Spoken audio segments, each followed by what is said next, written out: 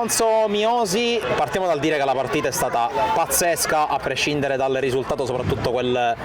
frame di secondo tempo dal 2-0 addirittura al 5-3.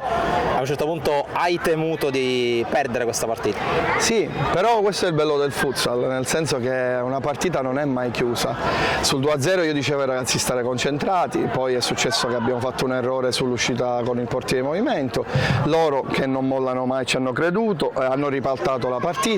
però fortunatamente lì siamo stati bravi con i ragazzi, non abbiamo mollato, qualsiasi squadra penso mollava mentalmente, noi fortunatamente nel giro di 3-4 minuti l'abbiamo ribaltata nuovamente, addirittura siamo andati 2 gol di sopra.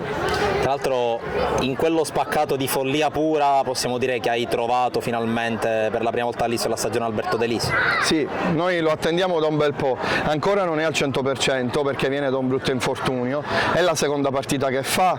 però a sprazzi si vede il suo essere e la sua bravura e oggi fortunatamente ci ha deliziato con un gran numero e un gran gol. Tra l'altro il caso non vuole, perché è tutto frutto fuorché del caso, che oggi ha avuto praticamente le rotazioni quasi al completo, tranne per Tuve, e comunque ha avuto la possibilità di ruotare più giocatori. Sì, esattamente, piano piano vado avendo la rosa al completo, manca poco, ci mancano solo 2 elementi, qualcuno è acciaccato, però ripeto io non cerco mai alibi con i giocatori, mi gioco la partita con quelli che ho, fortunatamente abbiamo vinto, è un ottimo risultato con un'ottima squadra, ho fatto già i complimenti nell'altra intervista a loro, oggi è andata bene a noi, penso che non abbiamo rubato nulla, sono contento e da lunedì pensiamo all'Alcamo.